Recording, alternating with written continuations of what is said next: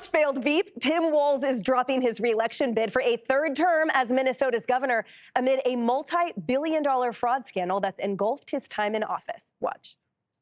Every minute that I spend defending my own political interest would be a minute I can't spend defending the people of Minnesota against the criminals who prey on our generosity and the cynics who want to prey on our differences. So I've decided to step out of this race, and I'll let others worry about the election while I focus on the work that's in front of me for the next year. Harold, do you see this as a good riddance from your party or a gentle pat on the rump with a thank you?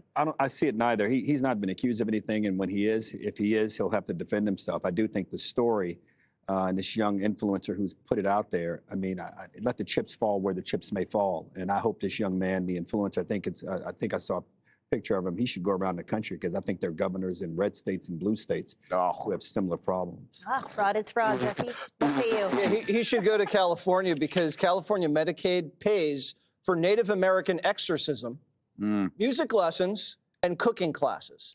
So if I was a real schemer, not to say I'm not, but if I was really into it, I could move to California, set up an LLC, say it was tools for cooking, and I could get $1 million from California taxpayers. And I could say I was like going to teach the homeless people how to like microwave ramen noodles, and they wouldn't catch you.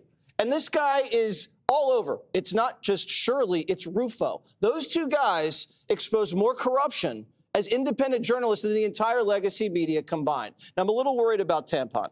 He doesn't own any real estate or stocks or bonds. So when he's out of office, he's going to be homeless and broke. He's going to need welfare, but there's not going to be any because the Somalis stole it. And it's sad because the only reason he was on this ticket was because he wasn't gay or Jewish. I have an amazing joke I want to tell. Please do. I'm not going to tell it because I don't want to start the year off on the wrong foot. Greg could tell it. Okay. But I'll tell you guys in the break. Thank you. I will use it.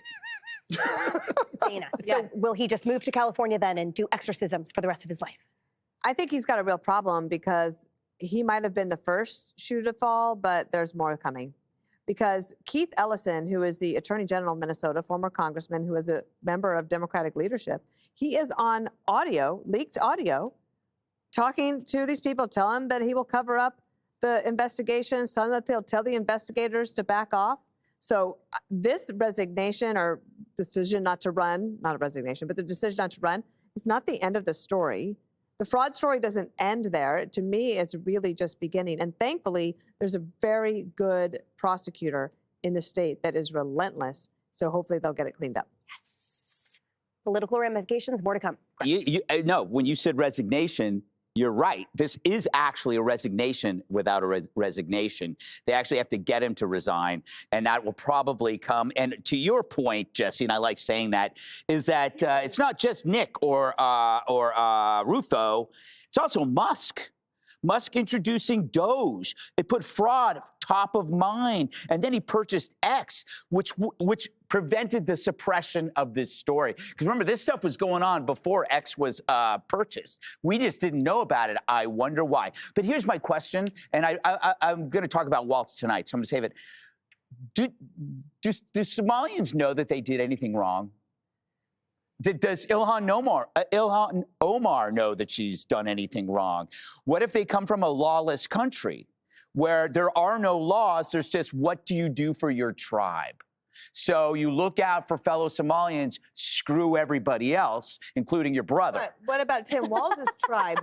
Yeah, he has no tribe. People. But here's what scares me. Have you noticed, and maybe it's just me on Instagram and on X, seeing how much aggression and rudeness there is in society? Have you noticed how much there is? I do. I come here. Yeah. Well, that's just for me. I think that we are importing low trust societies. These are societies created by a lack of shared values with a high suspicion of others because of corruption. So you have scams, you have counterfeit goods, you have pickpockets, you have fraud, you have government and bureaucratic economic inefficiency. And what happens is everybody's on edge about being cheated. Click here to subscribe to the Fox News YouTube page to catch our hottest interviews and most compelling analysis.